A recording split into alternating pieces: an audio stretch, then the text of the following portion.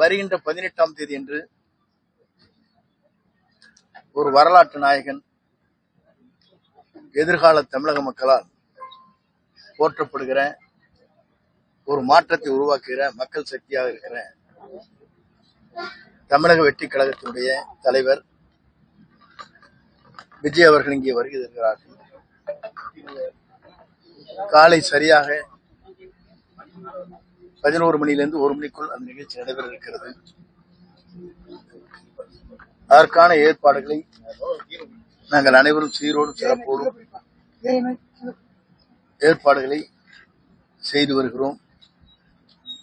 இந்த நிகழ்ச்சி அரசு அலுவலர்கள் கேட்டதை போல ஏற்ப பல்வேறு பணிகளை நாங்கள் நிறைவேற்றி தருவதற்கு அந்த நடவடிக்கையின் காரணமாக என்னென்ன ஆலோசனை சொல்கிறார்களோ அந்த ஆலோசனை ஏற்று பணிகளை நிறைவேற்றுவதற்கு நாங்கள் தயாராக இருக்கிறோம். இந்த நிகழ்ச்சி என்பது முதலில் தமிழகத்திலே பாண்டிச்சேரிக்கு பிறகு தமிழகம் வருகை இருக்கிறார்கள். இந்த நிகழ்ச்சி என்பது ஒரு வரலாறு உடைக்கின்ற நிகழ்ச்சியாக அமையும். அதே நேரத்தில் நேற்றைய தினம் 4 தீர்மானம் நிறைவேற்றப்பட்டிருக்கிறது. உங்களுக்கு தெரியும்.